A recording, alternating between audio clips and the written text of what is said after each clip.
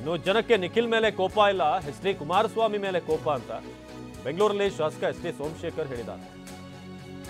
ಕೇಂದ್ರ ಸಚಿವರಾಗಿ ಎಲ್ಲೂ ಕೂಡ ಕಾರ್ಖಾನೆ ತರ್ತೀನಿ ಅಂತ ಹೇಳಿಲ್ಲ, ಬರೀ ಸಿದ್ದರಾಮಯ್ಯ ಡಿಕೆ ಮೇಲೆ ಆರೋಪ ಮಾಡ್ತಾನೆ ಬಂದ್ರು.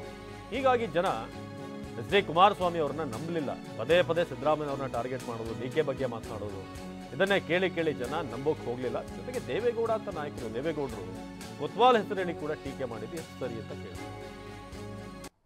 ಈಗ ಚನ್ನಪಟ್ಟಣ ಚುನಾವಣೆ ಯೋಗೀಶಂದ ಮುಂಚೆ ನಾನು ಹೇಳಿದೆ, ಇದು ಕಲಾಪುರುಷ, ಅವನು ಯೋಗ ಪುರುಷ ಅಂತ.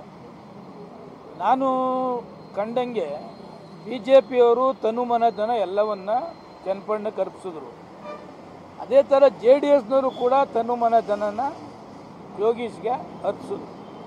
ಟೋಟಲಿ ಎಲ್ಲ Congress, J D S and B J P ಎಲ್ಲರೂ ಕೂಡ ಯೋಗೀಶ್ವರಿಗೆ ಭಾಳ ಸಹಾಯವನ್ನು ಎಲ್ಲ ಥರದಲ್ಲೂ ಸಹಾಯ ಮಾಡಿದ್ದಾರೆ. ಇದು ನಿಖಿಲ್ ಕುಮಾರಸ್ವಾಮಿ ಮೇಲೆ ಕೋಪ ಅಂತಲ್ಲ, ನಾನು ತಿಳಿದ ಮಟ್ಟಿಗೆ ಕುಮಾರಸ್ವಾಮಿ ಅವ್ರ ಮೇಲೆ ಇರ್ತಕ್ಕಂಥ ಕೋಪವನ್ನು ಮಗನ ಮೇಲೆ ತೀರಿಸಿದ್ದಾರೆ.